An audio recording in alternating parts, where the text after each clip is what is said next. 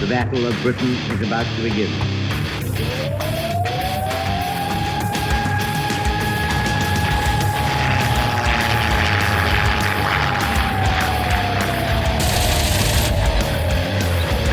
We got tanks up there.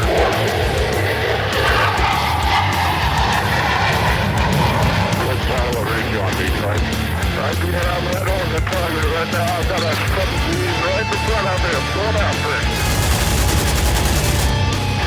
Right, I got him.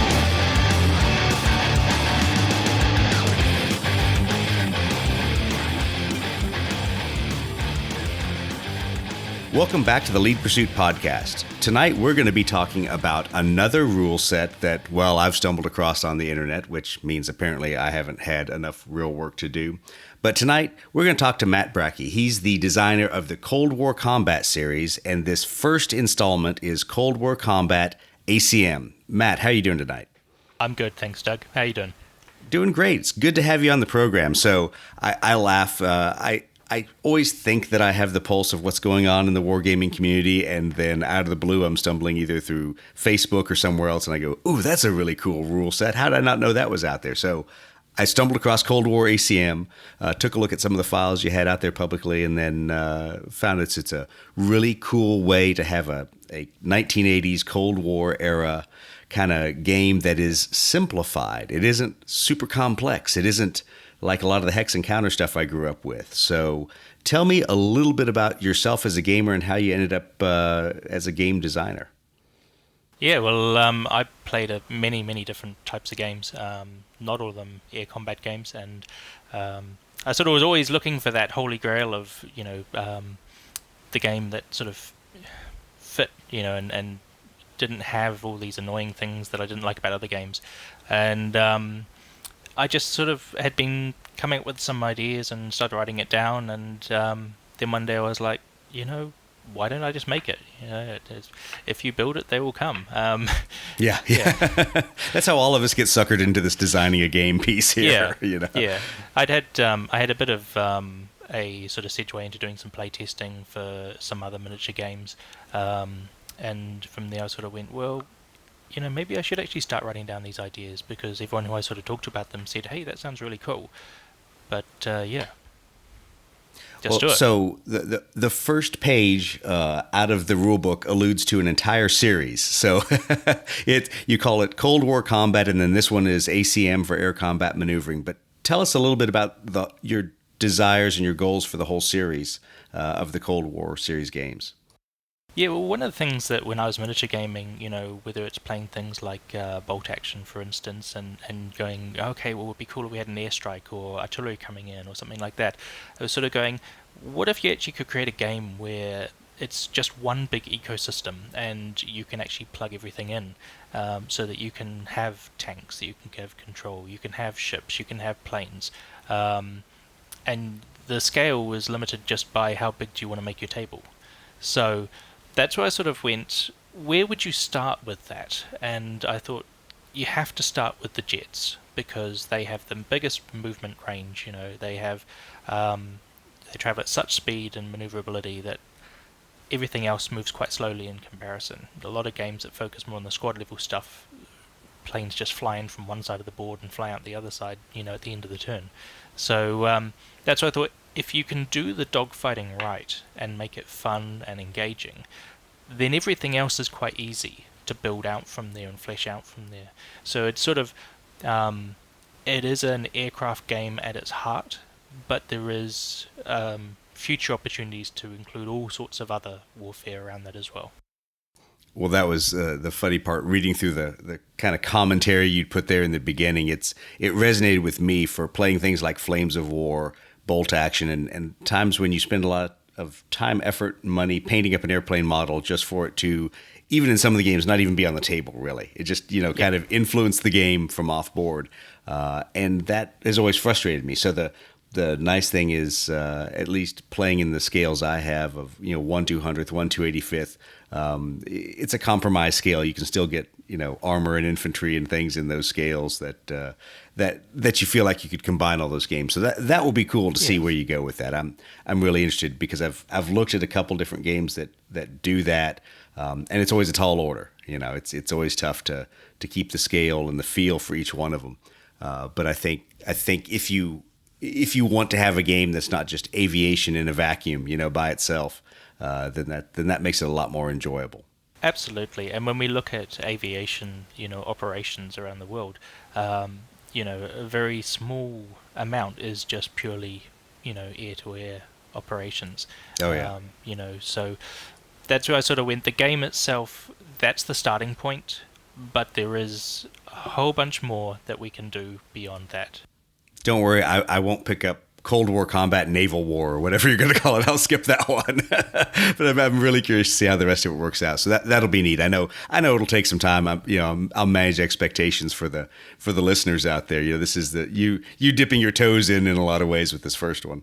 Well, one other thing is, by having this idea right from the outset and having the scope, is that everything I'm designing is with the intention that it can be built on and have these other elements included and they fit in with it, rather than creating a game that people go, hey, this is cool, we want to do air-to-ground warfare, how do you make that work? And then having to go back and rewrite the original game to significantly change everything to make it work. I already have the rules and processes sort of all set out for how those things are going to work to make sure that the original game concept is compatible with them. So. Right. Well, and that's huge. You and I were talking before the show started.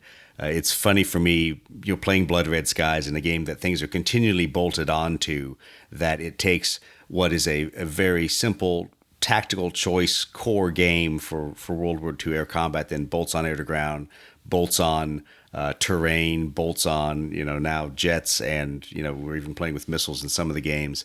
It does make compromise. If you haven't built it in from the beginning, you're going to either run up against rules you've already written or kind of just the laws of the game that you end up having to bend. Absolutely. And one of the other things is also ending up with, power creep in games as well, where you sort of get games that suddenly introduce new mechanics halfway through when they've already introduced other units, and then you either have to sort of go back and change those units that you've already released, or you're then ending up with sort of this, well, this unit's way better than this one is over here, so nobody should bother buying or playing this one anymore because it, so... Yeah. The continual argument we have about multi-engine versus jets versus single-engine fighters in Blood Red Skies, that same creep is in there. Yeah, so having that roadmap of, hey, this is all of the things that could potentially be, and how do we make sure that we progress everything within that arena so that it is part of this one ecosystem, is really at the core of this game. Well, cool. Well, so let's talk a little bit about things that influenced you, because obviously none of it's done in a vacuum. You and I talked, you've played Blood Red Skies. I know you've played some other games that are out there. What were some of the things, for good or for ill, that when you sat down and said, all right, I'm doing this myself, I don't want to make this one glaring error that I've run across in other games, or, hey, here's something that consistently has worked well in either this one designer's game or this one designer's series of games. I want to make sure I mimic that. What were some of those? Yeah, well, there's been quite a lot of different influences. I mean, I played everything from Age of Sail warship games, squad-based games, with infantry. I've played aviation games like Blood Red Skies as well. I've played, space combat, like a bit of X-Wing and that sort of stuff as well. So there wasn't any one particular game that I sort of went, ooh, I'm going to take part of this and bring it in. But there were a few things that I sort of noticed, and one of them was the ability for the game to be picked up by beginners, people who weren't necessarily really hardcore aviation fans. And so I thought the basic model has to be quite streamlined, because I've got a lot of friends who are really passionate about war games and like to get stuff into nitty-gritty details, but also I've got a lot who like to come over and play a war game, but they don't have time to spend 3 hours just learning how to play. They want something that I can pick up, teach them in 10-20 minutes, we can have a game, and then if they like it and come back, we can build some more rules in the next time we play. So that's sort of where the idea of having the base rule set and the advanced rules came from. A game that's quick to sort of learn and teach the core concept, then being able to build on it. The other thing was the idea of fairness. One thing that I sort of struggled with some other games is where you have this sort of I go then you go mentality. And Right. you get to sort of this the situation where you start trying to build alpha strikes and that sort of stuff up. Right. And when you look at air combat and dogfighting, it is sort of a very reactive. Well, this happens, so then I'm going to do this, and then this is going to come next. So it needed to be something that would alternate quite fluidly between the players, and that's why I decided to go with a activation draw from a bag. So, and then giving the players the autonomy to sort of choose what they want to do with that activation to best sort of represent.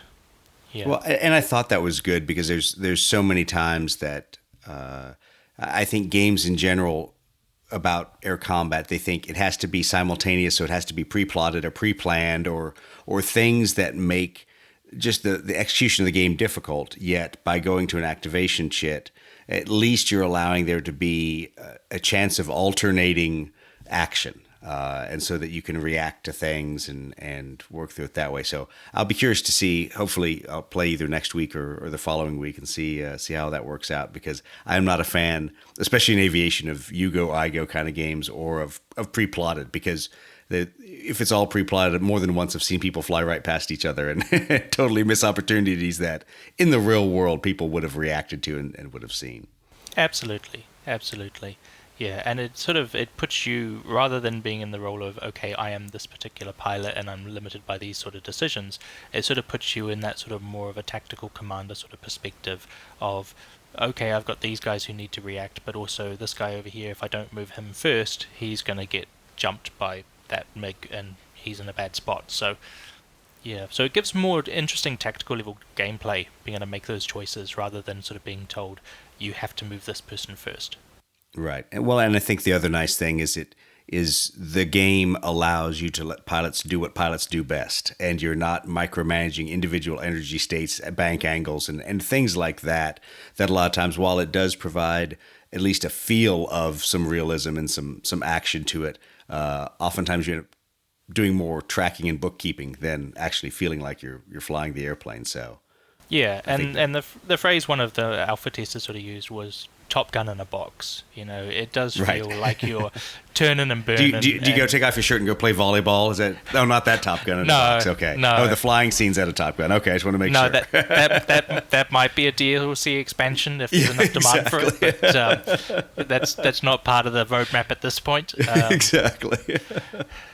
But it's that idea of that. It should be fun. It should be fast-paced, engaging. And one of the things that we did that I was very careful about was I started with the gun mechanics. I started with the very close dogfighting mechanics, because if you get a game where, sure, you close on each other, you shoot all your missiles, you still got planes left, they get into a merge, and then you spend 2 hours tracking around in circles trying to shoot at each other, that's not fun. So. Right. It had that was our Blood Red Skies game last night. It was an intro game, and nobody wanted to plant the flag, so it was people in a Luftberry chasing each other for literally 2 hours, I think. Yeah, and that's where we sort of went, do these core mechanics work really well? Are they fast to play? Are they fun? And the feedback from the alpha testers that we had was, yes, they really enjoyed the close combat part of it. So then it was a case of, okay, well, now it's quite straightforward to us to now make it a bit bigger and look at the missile side of the game, and that just became more of a balancing of how exactly do we make that work so that it feels right.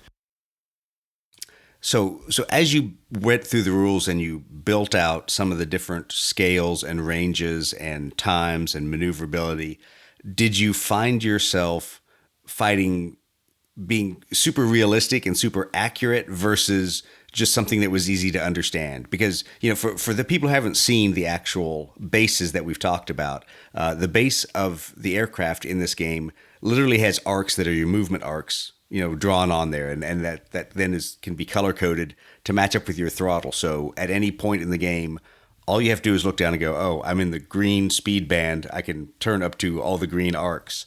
How did all that kind of coalesce into part of the game?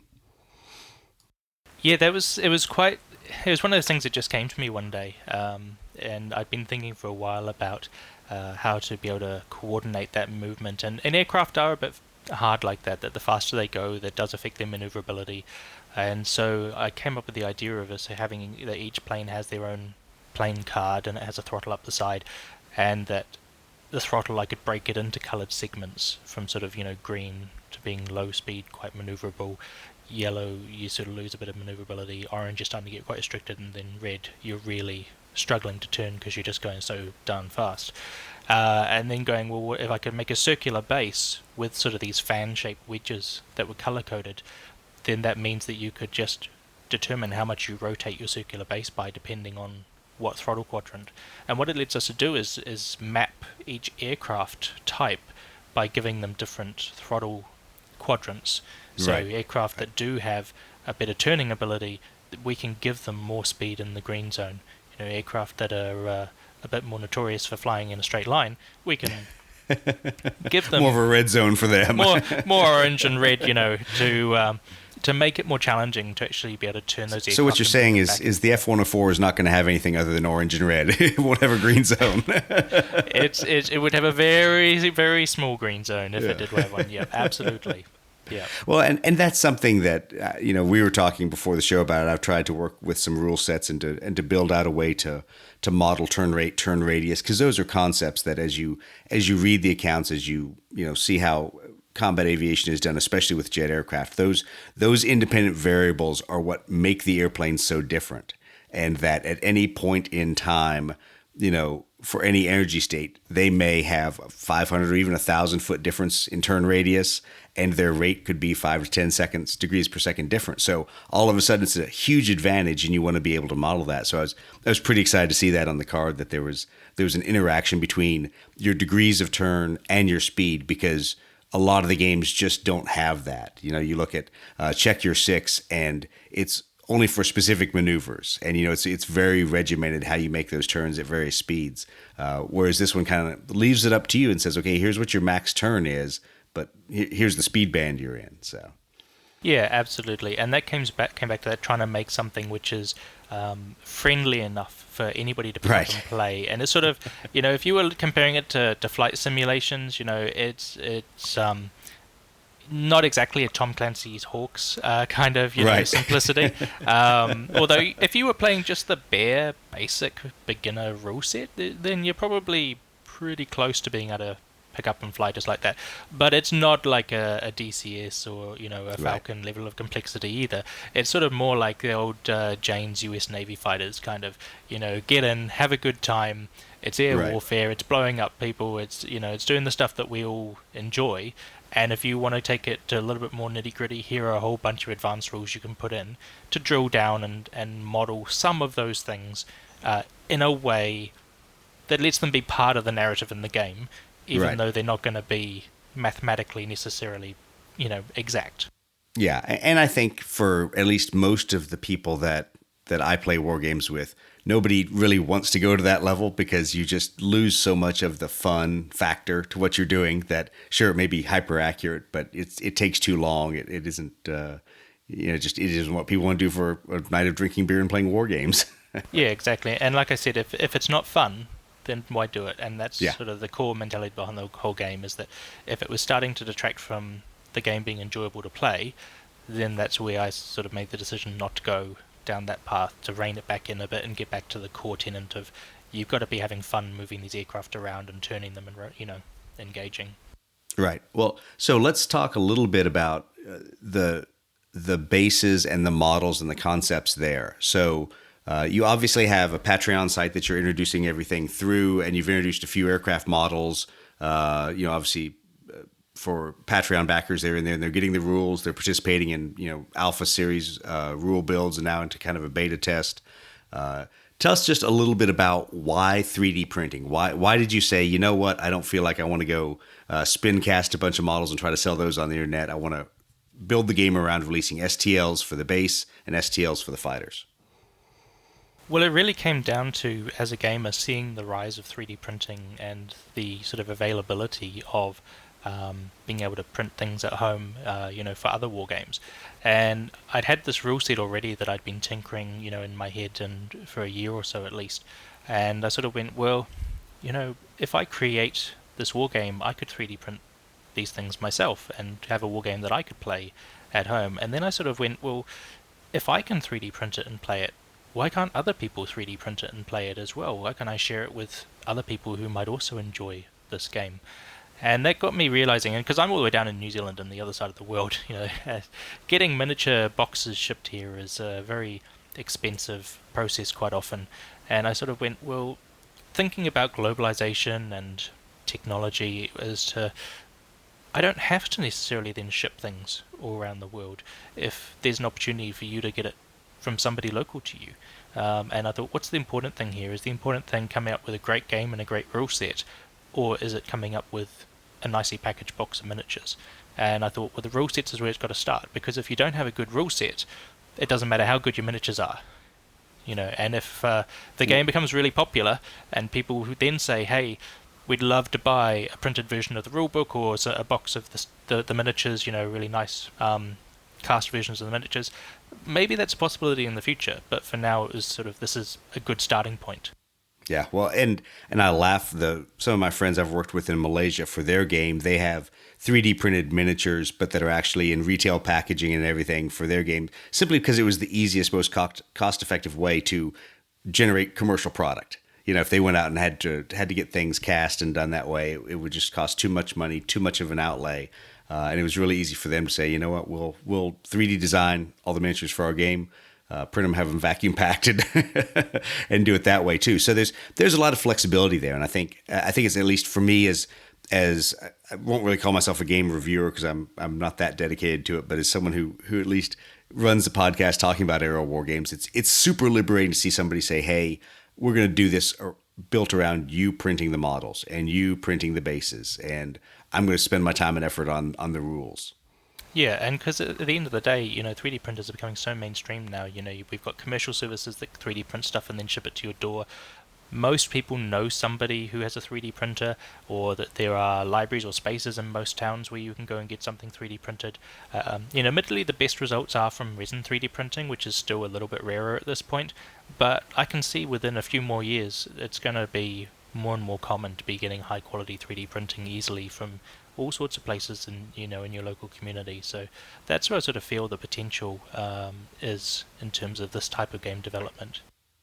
Yeah, I think it's funny to see how some of my friends have evolved, and now they have both FDM and resin printers, and they're printing terrain for all their 28 mil games on their FDM printer and printing the miniatures for a lot of stuff on the resin. And I think it's just going to get more available and more readily a part of everyone's everyday existence to be able to do those kind of things with 3D printing services.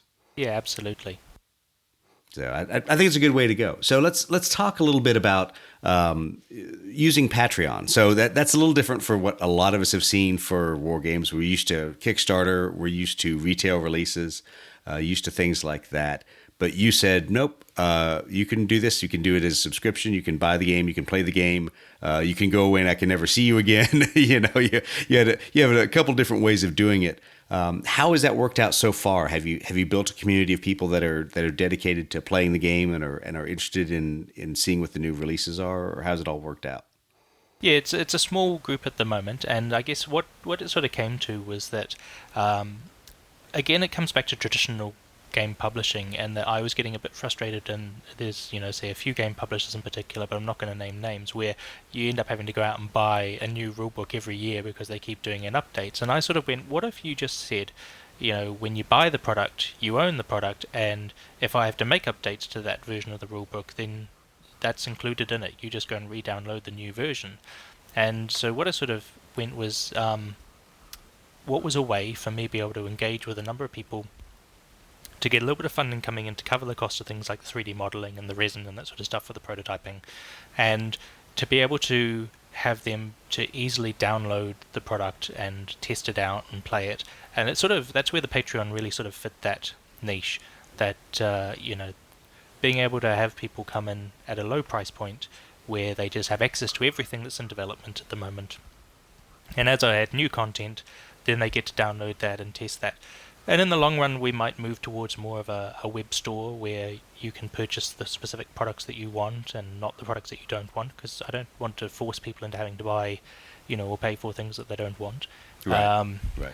Yeah, so the core idea was that the game will release in a group of modules. So you'll have the base ACM game, and then there's other, say, modules like the ground strike rules that would come on as a separate expansion to plug into it. But on top of that, there'd be aircraft where the community has a demand for it, and they all say, hey, we want this aircraft. Then I would develop that as a standalone DLC, to be able to say, well, okay, if you want that, then, this is the cost. You get the plane model, you get the plane card, you get the rules that go associated with it if they're not already merged into the main rulebook.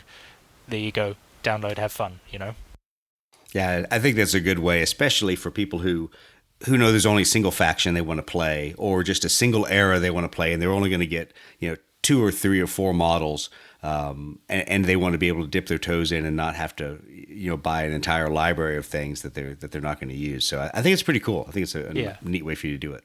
So at the moment, the Patreon sort of people who want to come on the journey with me, who are interested in supporting for a small amount a month that they know that they're getting to download and play the latest version of this. They're on the cutting edge, that everything they put out there, is pretty, now that we're into the closed beta, it's sort of as it's being developed, then they're getting to see it, and be part of that journey to help this game grow and develop. So, well, tell us a little bit about the feedback from the closed beta and from just the things that you've been working through recently.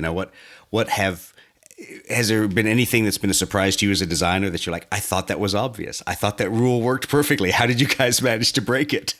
Well, the closed beta only launched yesterday, so this is sort of the first look at the rules that a lot of people are getting. From the alpha testing that we did, though, a lot of it was very intuitive. They sort of found the core rule set, which is really good, because that's what I wanted, was something that was going to be easy to pick up. There's sort of a few mechanics in there that are a little bit quirky. You may have seen there's a G mechanic in there. Yeah, I like that. That was one, and we'll talk through it here in a second. But that was one that I looked at. I go, I like that. I'm like, I'm not sure how it's going to work out for me. It might not work out well for me. I might constantly have a lot of negative modifiers to my die rolls, but we'll see. yeah, and so it's sort of. And the advanced rules for people who they weren't necessarily aviation buffs, being sort of having them wrap their head around and go, oh, why does that do that? But that's why they're advanced rules, and being able to actually support players who are coming into the game to understand a little bit of the theory behind those aviation principles. Well, and that's the nice thing about your writing style is rather than like a lot of rules that I read, that there's designer's notes at the end. Reading through this iteration of the rules, I get the feeling like I get the designer commentary in the middle of a lot of it, which is good, at least for me. Maybe it's just because I'm looking at it as a outsider saying, okay, I need to understand these rules so I can do an interview. But it's much more of a conversational tone, I found, which really at least helped me, because I think one of my hurdles, even looking at games like Missile Threat or some of the other ones I've picked up recently, is digging through the rules and not understanding some of the whys. And I go, you get to the end of it and you realize, okay, now that I've seen all the terms or all the ways of maneuvering or all the actions, okay, now I understand why it's done that way. But as I'm reading it and going through those 5 pages in someone else's rule book, sometimes that's a little difficult. So I definitely liked the tone, the way you wrote, I'm you wrote glad a lot to of hear that. that. So. Yeah, I did try to make it as sort of clear as possible, and to be as inclusive as possible in terms of helping people to understand what the purpose of this mechanic was. To, why it did it this way. So let's talk about one of those right now, the G mechanic, which is an interesting way that, as you say, allows you to balance some of the mental and physical strain of flying the airplane with an ability to be better at something. So for the people who haven't looked at the rules, really what it does, you can basically take on G tokens and have a bonus to whatever roll you're making at that point. But then every other time you're forced to make a roll, that's now a negative modifier against you until you get rid of that stress, get rid of that G token in a follow-on turn. How did you stumble across that as an idea? Well, it started with just the planes flying around, and it sort of went, well, okay, this is all well and good, it functionally works, but it's missing something. It's missing that sort of fighter pilot spirit of pushing the boundaries and, pushing the aircraft right to the edge, because at the end of the day, we sort of had rules for rookie pilots versus ace pilots, but even then, it didn't feel really sort of fluid enough. And so what I thought was we really need some sort of a push your luck mechanic in here to show the way that in this sort of combat situation, pilots would push their machines to the edge and potentially beyond for an opportunity. But if you put yourself in that situation, you could actually be setting yourself up for a high risk situation as well. If you're pulling a really high G turn, you just can't give any more at that point, and if somebody was to, launch a missile at you at the time, you're going to have a pretty tough time getting out of that situation. Right. And that's where the idea sort of came, to be able to voluntarily take on these G tokens to improve your odds of doing something. So saying, hey, I'm really focusing on this, or I'm really putting this effort in above and beyond my normal capabilities.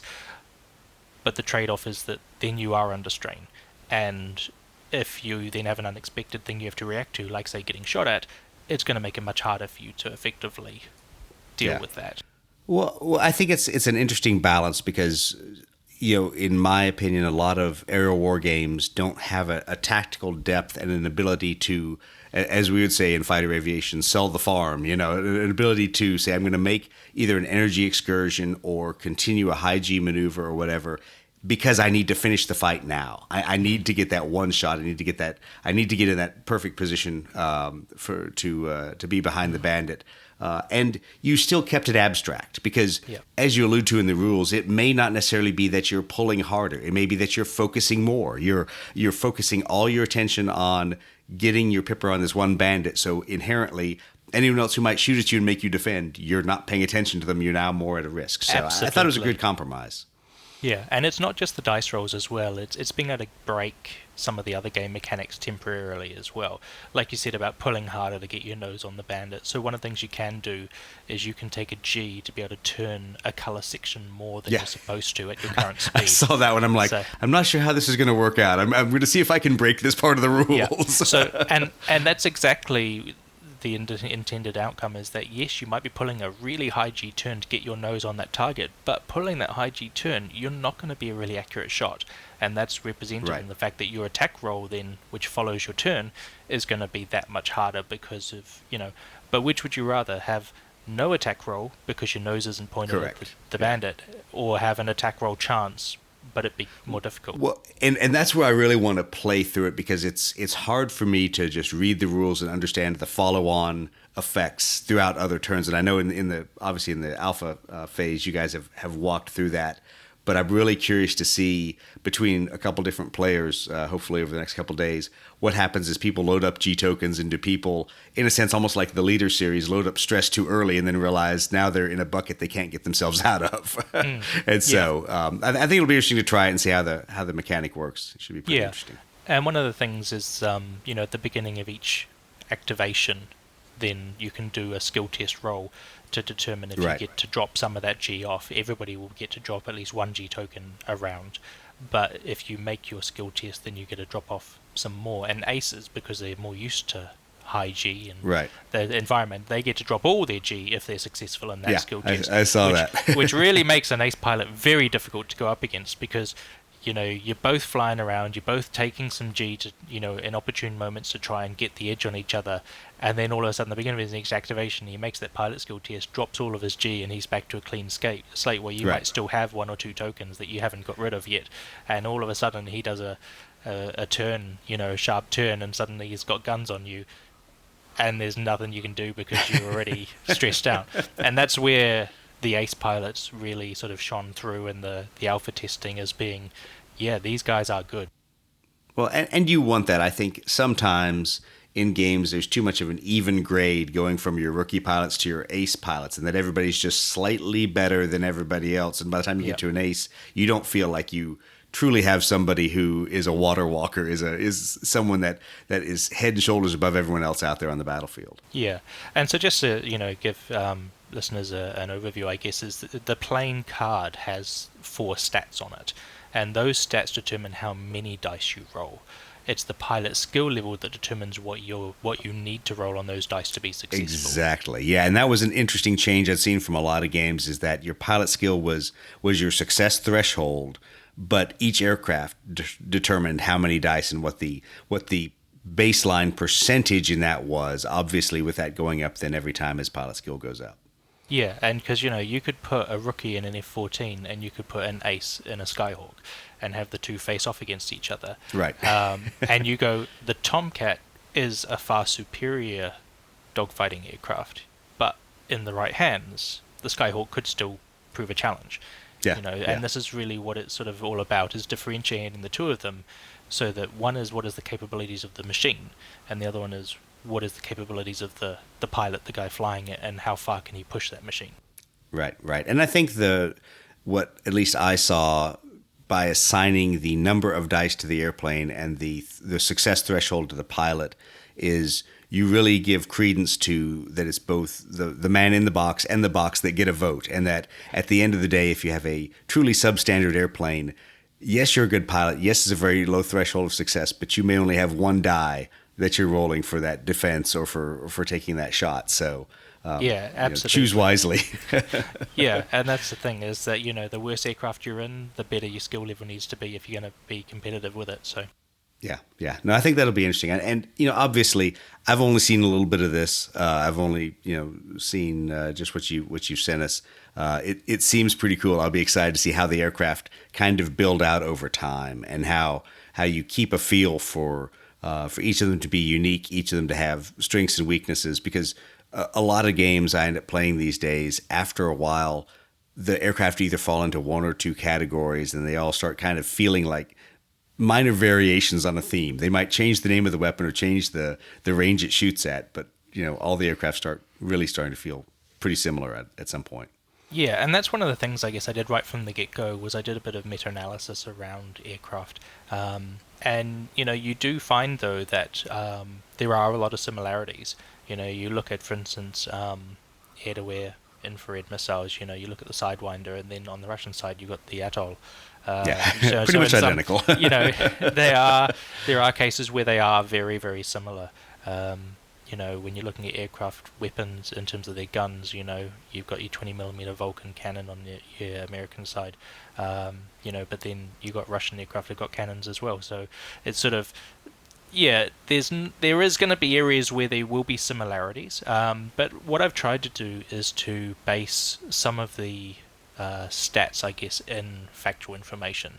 So one of the very first things I did was I sort of went out and looked at top speed of fighter aircraft and went, well, okay, if we look at the MiG-25 and the MiG-31 and how ridiculously fast they are, that's my upper limit, in terms right. of, well, okay, if I want to bring those aircraft onto the tabletop, what is the biggest movement range that I can put on the tabletop and still have those aircraft be part of the game? And then work down from there in terms of, so like I said, with the design of the game, starting with aircraft, because of the fact that they have such a big speed and range, and variability there. So I think you'll find, hopefully, that we manage to capture the flavor of each aircraft, even if right. we don't necessarily manage to capture every single intricacy of that aircraft. The other thing we have is obviously special rules. So it's the ability that we have a playing card, and then we can put a perk that goes with that aircraft. So with the F4, that's part of our beta test, it's got weapons officer, so meaning that if the rear and the back seaters lock someone up, you can fire a missile straight away, as essentially a free action. You meant to say the genius in the back seat. That's what. Oh. Yeah, and I think that's cool, because there's a lot of games that are afraid to give unique traits to aircraft because they want everything to be fairly statistical in how they work. Yet I think that was one of the successes that we enjoyed with Blood Red Skies, is at least you had traits for airplanes, so you could, in your mind, you wrap your brain around how it was supposed to fly in the game. And when you do that, it gives a little bit more theatrical flair, I guess, for lack of a better term, to how the airplanes are supposed to behave. Yeah, it's about capturing that flavor of that aircraft, you know. So if you have some aircraft that really are quite small, for instance, you know, they got the keyword small on them, it means when you're trying to shoot them with a gun attack, they get an extra dice to their evade pool just against gun attacks, just to Right. represent the difficulty of hitting a target that is a lot smaller than some of these other jets. Yeah, no, that's cool because there's I think a lack of understanding of how difficult air-to-air gunnery is, and it's probably because we've all watched Baba Black Sheep, and in Black Sheep Squadron, everybody gets, you know, the bad guys get shot down immediately.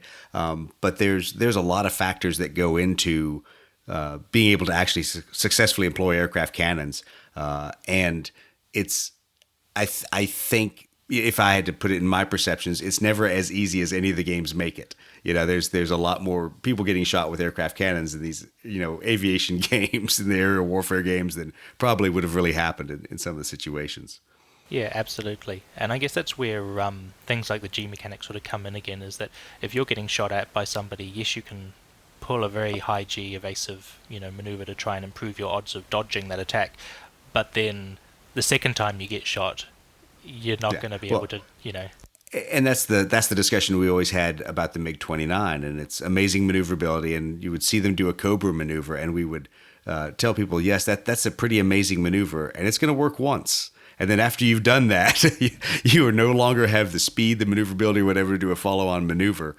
Pretty much. Yep. Yeah, you've sold everything for that one maneuver. So it better work. You better defeat the shot and get behind the guy, because now you're not going to do another one back to back with that. Unless you're an SU-27 that has more thrust than anyone knows what to do with, and he'll just continue doing high pitch outs and everything like that. So Yep. no, that'll be good. So what is your kind of end state years wise? I mean, you call it obviously Cold War series. What years are you bracketing your start to your end for aircraft and aircraft types? Well, one of the things about the game mechanics making it was that I realized that it was quite flexible in terms of what you could include. So it was sort of, I guess the end state is more limited by availability of data than any particular hard limit. Yeah, that's exactly the situation I'm in. That there's large gaps in the useful flight data for some of these aircraft out there. Yeah, absolutely. So, you know, sort of, I'd say, you know, sort of late 80s, early 90s is probably where it's going to sort of be like, well, we're pushing the point now where it's hard to sort of get some good comparative data with aircraft that are really still in service. But that's not to say it has to be a hard limit there. It really depends on the demand of people playing the game. You know, if I've get a lot of people on Patreon, you know, I've got quite a few people who are saying, hey, we want to see stuff from the Falkland, you know, and go and, you know, bring in some Harriers and some Mirages, then that could be an area that will go and develop into, you know, sooner rather than later. Don't bring the Harrier in. Leave it out, please. Do us all a favor.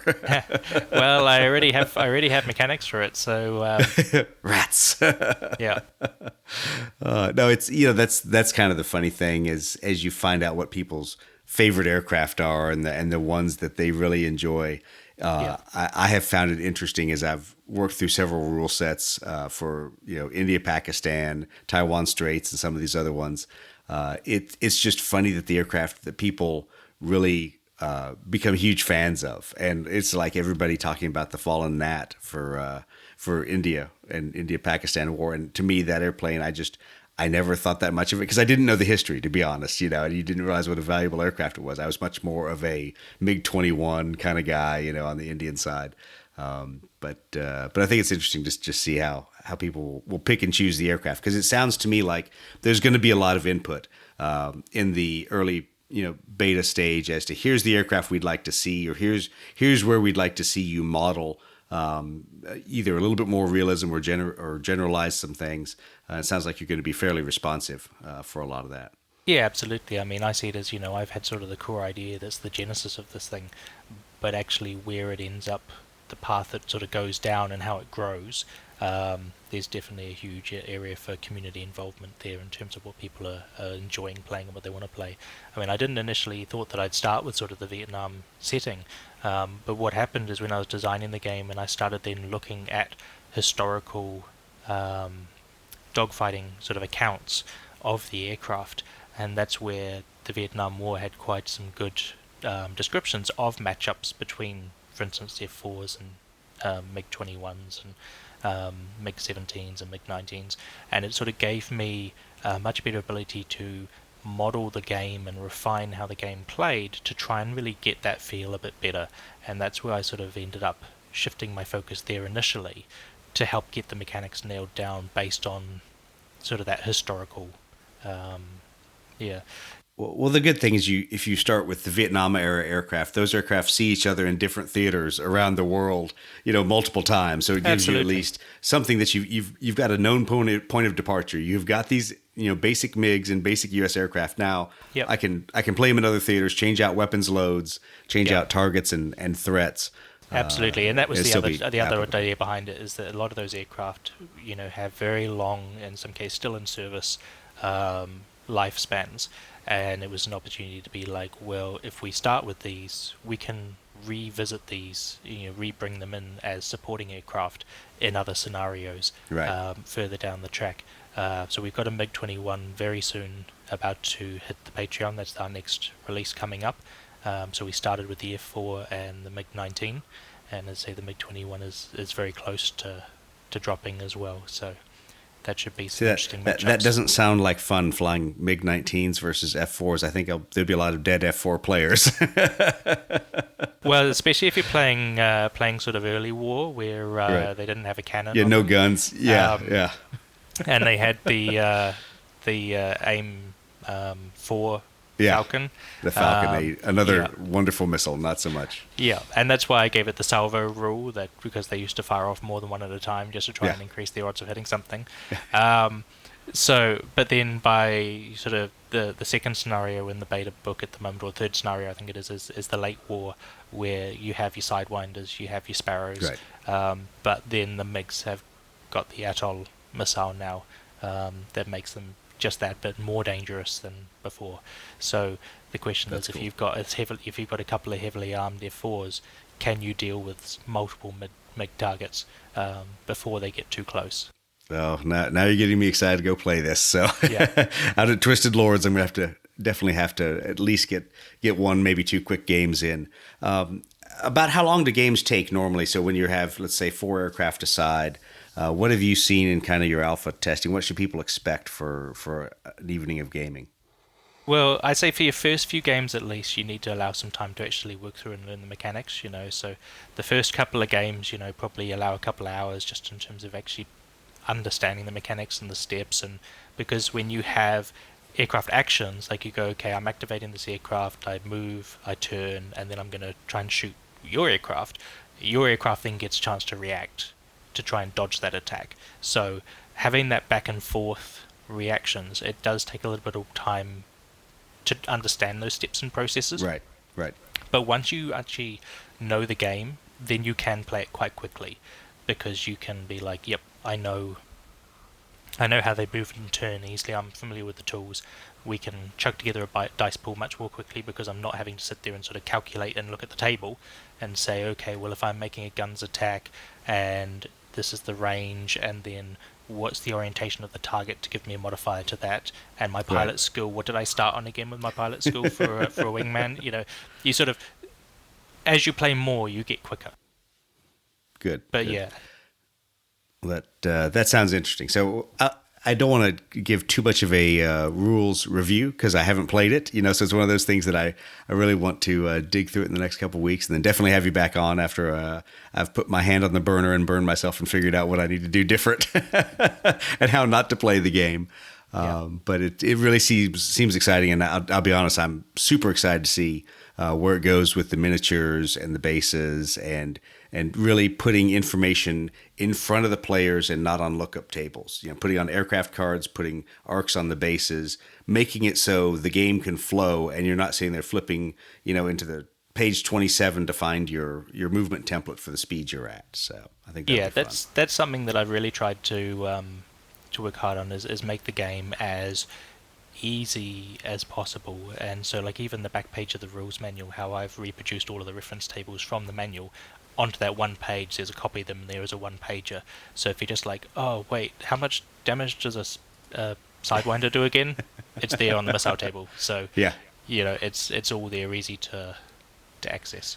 Yeah, that helps me more often than not, and I've laughed at a couple games that don't do that, and I realize that the table is stuck halfway through a text box somewhere in the rules, and it's nice to have that all kind of wrapped up together. I wasn't a fan of having to put like post-it notes in your rules manual to be able to help you get back to certain pages that you needed to refer to. I'm just like, that's too hard. Let's just make it easy. Let's put as much relevant information on the pilot card as we can, and it sort of a bit of it maybe came from playing board games as well. Having a player dashboard where you can, worker placement games and that sort of stuff. And going, if we have a playing card and I can stick my countermeasures tokens on it, I can stick my fuel tokens on it, I can stick my missile tokens on it, and when I use them, I just take them off. Right. That it's easy.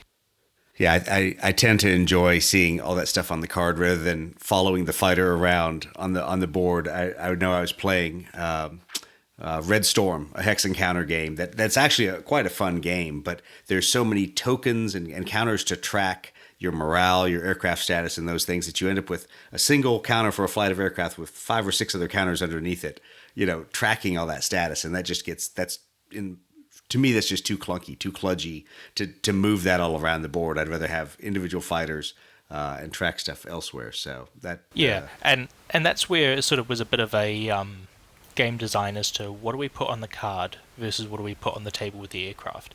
And it's sort of like, what are things that your opponent needs to know, and what are things that your opponent doesn't need to know or wouldn't know. So your opponent wouldn't know how much fuel you have, so your fuel tokens go on your card. They wouldn't really easily be able to count what missiles you have left, so that goes on your card. But they would know how you're maneuvering and whether you look like you're performing high G sort of maneuvers, so the G tokens go by the aircraft. They'd know whether you're at high or low altitude, so that goes by your aircraft. Right. So it's sort of anything that makes a difference in terms of the tactical information that you would choose to target on should be on by the aircraft. So that's things like, are they using afterburners, because then you're going to be able to want to shoot them with a heat-seeking missile, or are they under high stress, or are they at high or low altitude, or do they have a radar lock on them? But anything else that doesn't directly affect your tactical decision of who am I going to shoot doesn't need to be on the table. That's cool. That's definitely cool. Well, I don't want to spoil everything too much. I will say it's funny. I keep jumping back on the Facebook page and seeing what models and other things are out there, and it gets me more excited to go, ooh, I'm looking at aircraft more than just a couple MiGs and a couple F4s. There's F-14s that are in there, A4s. I'm like, darn it, this Matt guy, he's got it squared away. So I'm really excited to see where the game's going to go and where the Patreon's going. So let me tell the listeners real quick. It's obviously super easy to find you on Facebook, because literally Cold War Combat, facebook.com/Cold War Combat. And then the same way over on Patreon. So you're over on there, patreon.com/Cold War Combat. So I would encourage everyone to go out there, take a look at both the pages, take a look at the game, take a look at the game features that are out there publicly. And definitely, I would say everybody back this for Matt, so we can see how much work we can throw his way, so we can bury him underneath projects. and if I can, I do just want to do a quick shout out to all the guys who have backed so far and helped the game get to this point, because it's without their support, getting it from being a design in my head to actually a product that now people all around the world are able to actually start enjoying and actually being able to play with. That's been an awesome thing to be able to deliver, and I couldn't have done it without those guys. So thanks to everyone who's supported. Yeah, that's good. I'm glad that there are people that are willing to put their money towards at least getting a good product out there and supporting you in the work, because a lot of stuff in wargaming and the gaming community is always a labor of love. So we a lot of times laugh that people forget it costs money to print things on 3D printers. It costs money to print off sample rule books and do some of the graphic design work. So I'm glad that everybody is definitely backing you on that. Well, before we sign off, anything you kind of want to tease the people who haven't backed yet with, things that they might want to know about the game or the game system to encourage them to go check it out? Well, I mean, I think it's just a load of fun, the game. It literally is a case of, your beer and pretzels, being able to shoot your best mates, shoot them down, laugh about it, it's just a really fun mechanic. And if you've got people who you love to play war games with, but maybe they're not massive aviation fans, and it's a case of, well, if they like the idea but don't want to get bogged down in the details, this is the game for them. It's got a really easy mechanics to get them started, and then when you've got them hooked, then you can start telling them about the more advanced stuff. So, and there's a lot more planes coming. As I've said to the guys on Patreon, if you have particular aircraft that you're really passionate about, I'm more than happy to look at pushing those aircraft a bit earlier. It just means that maybe not all of their loadouts or mechanics might feature at this point. If it's, if you say, hey, I really want F-16s, it's like, well, I can give you an F-16 for an ACM role, right? But you're gonna have to wait for the ground strike expansion to get all of the fun toys that are going to go with it. Exactly. On top of that. So, like you said, you've seen pictures of F-14s. Yes, I have F-14s. I have a plane card for them. They are, functional. The question is just, at what point do we put them out for people to be able to play with, and what demand there is for different aircraft. So, if you want F-14s faster, then come and join the community and. Yeah, this is definitely something we're gonna jump in and get on the site with you and back it, because it's gonna be fun, and I always enjoy just going out and picking up games and understanding how the designers fought through the compromises they had to, and because it helps me sometimes coalesce in my own mind, am I making a game too simple or too complex? And as you and I talked before the show, me doing some similar things with 1980s European Cold War combat, RAF F4s versus East German MiGs. It's kind of funny that I have to sit there and I have to look at how do I solve some of these same problems, so you don't just recreate a super complex game that everybody else didn't really enjoy when somebody else produced it. So I think you've done a good job with that, and awesome. I appreciate you sharing the rules with me, so I could get a look at that and get a kind of an early preview. And now I'll have to play through it and drag a few more friends in to support you and to support the game. Yeah, absolutely, and I'd love to hear your feedback and any questions or stuff you got. So, there'll be a lot of questions, I'm sure. A lot of dumb questions. So try not to laugh too hard when I ask them. No, just an opportunity for me to clarify the rulebook a little bit more. Yeah, absolutely. Yeah. Maybe I'll put a section in Doug's questions. Yeah, Doug's dumb questions. We give you a guest column. Hopefully none of you will ask these, so don't bother reading this section. Well, awesome, Matt. Thanks for coming on the show. Thanks for taking some time to talk through your project, through all the stages of Cold War combat, not just the ACM project that we're talking about right now. And I really look forward to following that and supporting it and backing it and seeing where it goes from here. So thank you very much. Oh, my pleasure. Thanks for having me. All right. For everybody else, please go out on iTunes and go ahead and drop us a review out there. Whatever podcast software you use, please like and review us out there. And if you have questions, if you can't find Cold War Combat ACM out there on the internet, shoot us a line over on our website or on social media, and we'll point you out in the right direction so you can go over there and check out the project. Thank you, everyone, for listening. We'll talk again next week.